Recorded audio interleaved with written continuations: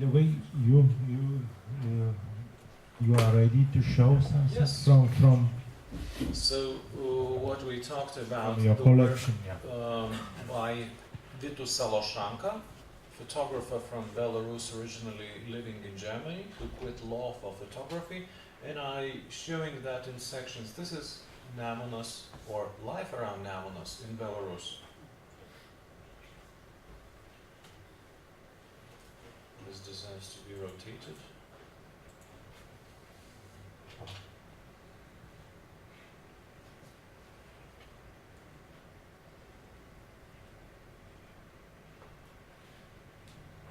So by the insight of the photographer, it's not that the whole of Belarus is closed as the magazine, the shop that we saw here. It's maybe that this area for the country is not considered as very important, and it's very sparsely populated. The settlements are very small and getting smaller. So the most hopeful image found was this one, with a combined Niva and a Ronaldo branded young football player. There's no ball, but through part of the goal you see this combined, so there's a lot of reflection behind that. And this is also embodying very much strongly the absence of people and this kind of swampy and close to natural reserve aspect of part of Belarus, where the Nemunas starts to stretch out and then reach for Lithuania. Then comes the Lithuanian part, which funnily enough, especially after the basketball championship that's just over, and especially over for us, to my great surprise and admiration, the photographer identified our way of living as having basketball hoops and boards pretty much everywhere, from old-fashioned agricultural complexes to flourishing private houses. And just take a look at this picture with comparison to that Ronaldo person. This one seems to be enjoying his maybe first car, very utilitarian, but still a small boy. And obviously there's a hoop behind him.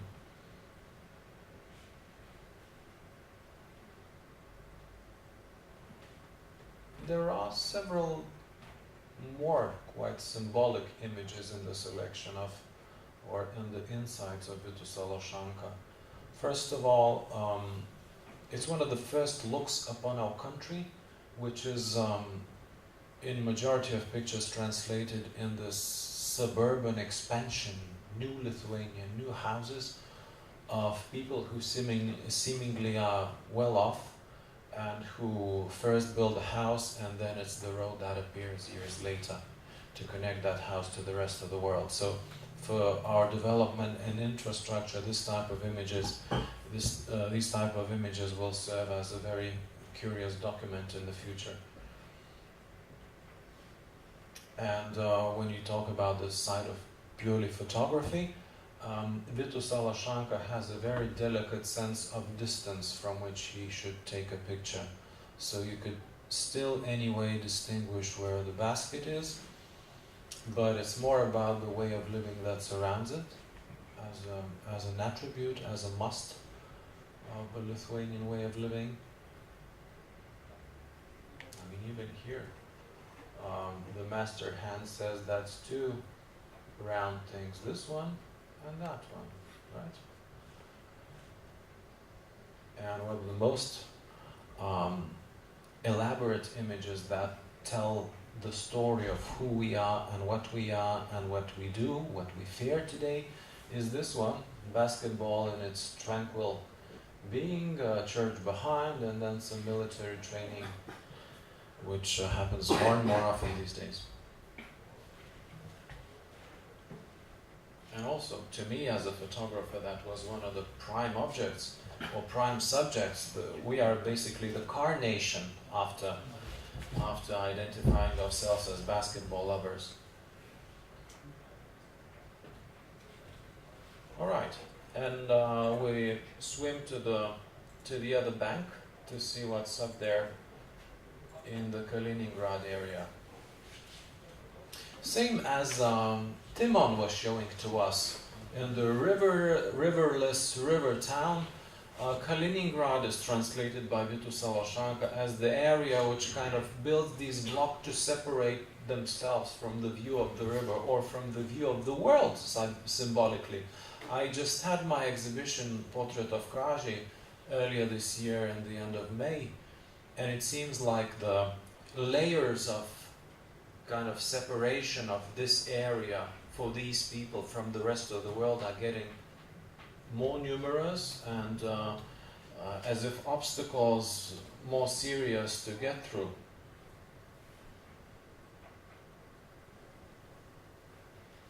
And here behind the scenery of dilapidated or forgotten or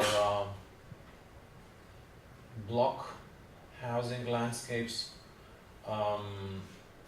there is also a motive of military presence here. If we enlarge this image, we see that this young woman or a girl is actually wearing a kind of military outfit or a school uniform, but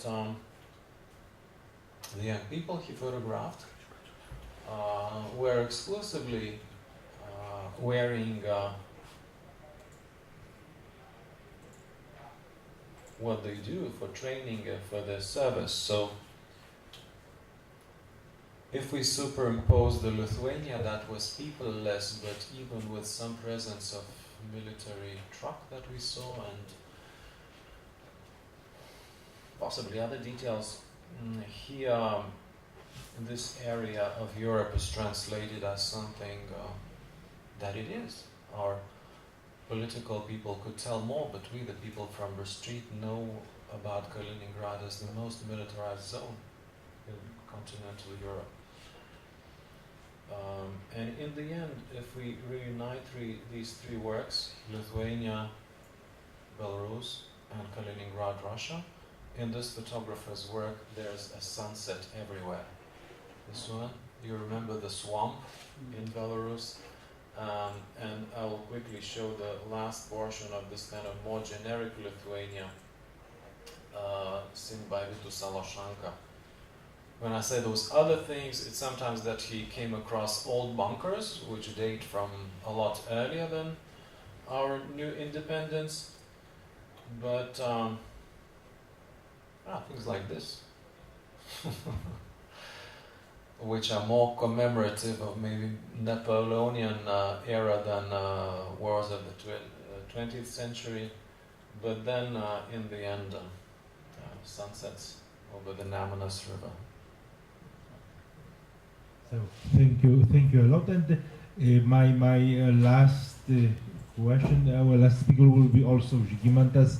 You are working as diplomats, as politicians. You are working a lot with the Belarusian question, with bilateral relations between Lithuania and Belarus, also Kaliningrad area. So, what do you think? What is the future of this part of Europe? What do you think? There is a chance that in future we will start to swim, to move with ship in Belarus, and then we will move through Lithuania and finish in Kaliningrad. So it's real, or some curtains, maybe not iron curtains, but some curtains also will exist in the future between Lithuania, Belarus, Russia. So what is your expressions? Well, my experience with Belarus is very strange. They are one of the most European people when I meet and discuss with them without KGB listening to us. But on the other hand, from all historic books, it is known that the trauma of war is the biggest in Belarus. These are the real bloodlands of this territory. 70% of people killed. So the trauma is deep. So we will still have bad things on our way, even right now what is happening is very, very bad in Belarus. Zapad, a lot of militaries. But I think that change will come because you cannot take, out the identity of people. Identity is deep, is European, is human, and sooner or later they will, we will be able to use those rivers. Maybe they will be the last in Europe seas to follow this track, but I think the current madness is simply is not sustainable. Humanity always wins. We just have to consolidate our forces and try to help it. When you've been showing the rivers order, including, I was also thinking about the Polish-German relationship. In this territory you still had a lot of bridges to be built. Germany, Poland, Lithuania, Poland, Ukraine, Belarus. It might take another decade or 2 or 3, but if we really take care of our own future, we have to build those bridges, and I think we will. But it will take time and effort, and it's what all Americans are telling to us in this region. For some strange reasons, you take freedom for granted, and it is not. You have to fight for it every day. And democracy, your humanity. You won your freedom from Soviets, and you forgot that this is not the case. They might take it in 1 minute. So I think Soviets or the occupations, they kind of deleted the conscience there that if you want to build societies, you have to invest into your humanity every day. So with work like this, you remind about that. And so thank you so much for inviting me. Unfortunately, I will have to run. Okay, fine. Yeah, I have a lot of other events. Thank you so much. Thank you for participation. So, thank you. And until next meetings in Vytautas Magnus University. Yeah, but now I would like to open floor for students, for our guests. Maybe you have some questions. Maybe you have. Maybe you would like to share some your experiments from your countries. So, Adam, do you have some questions? It's not a question, but if there are none or they are on the way, I'll squeeze in one thought of possibly with us why we are talking Polish photographers today. One of the major reasons is that we are, as a festival, building a lot of bridges. KAUNAS Photo is more an international than a local festival. In the program, we hardly have 10% of Lithuanian participation. It's more worldwide rhythm or heartbeat of photography. And we're very strongly exploiting the bridges and rivers and anything that connect us to our neighbors. So this is the year when we celebrate Polish photography at KAUNAS Photo Festival, with the help of the Polish Institute in Vilnius and also Adam Mickiewicz Institute in Poland, based on my intention to exhibit more of these people because their work has often a relationship to water, and especially that Poland this year celebrates the year of Wisła River, or Vistula, as they say it in English. This is a high time to talk about that. So this is why I also am thanking Mr. Pukšto to let us in and squeeze the discussion. Yeah. And maybe if some of our students will wish to go tomorrow, it's opening, the general opening of exhibition, yeah? The exhibitions are open, most of them, since September 1. We have 2 exhibitions actually here in the But university. tomorrow, can you announce tomorrow event? Yes, Yeah. absolutely. Tomorrow we have a big opening of the Polish photography. Yeah. Thank you for that. It's Post Galeria, Laisvės alėja 54, if I'm not mistaken. But those who've heard of the most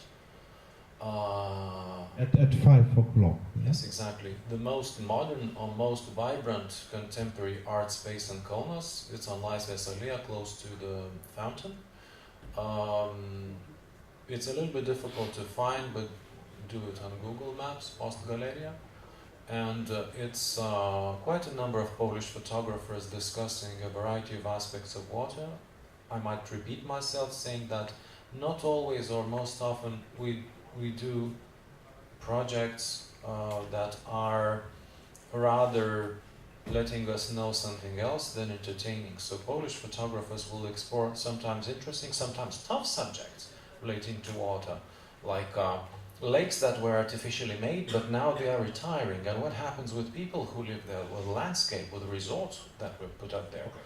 And after 10 minutes, it's also a presentation about river stocks, but in China, no? In China. In China and in Colombia. In Colombia. So it's close to in 310.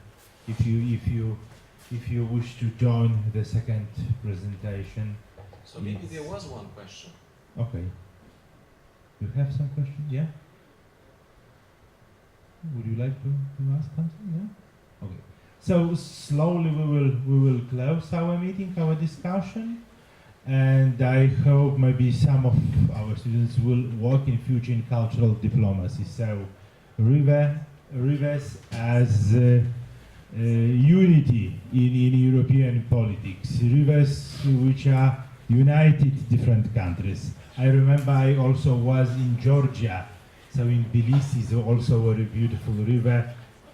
Kura in Germany, in Azer they are calling in different names. It's the beginning is in Georgia and finished I think in Azerbaijan maybe, yeah. So also it's swimming through all South Caucasus. So a lot of different rivers and a lot of different possibilities. So thank you a lot for our guests.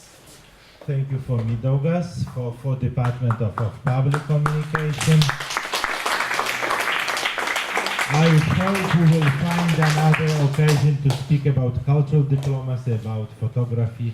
But now it's a huge program of Festival KAUNAS Photo. You can check here the general program, and I invite you. Or like us or follow on the and social I invite you networks. to take part in this whole event. So thank you once more. Thank you very much, Thank you. Andrzej, Kristina, and people involved and who made this possible so that we crash into a university agenda, but based on my conviction, who used to be a student here 20 years ago or more, I would have loved things like that. So, Thank you once more.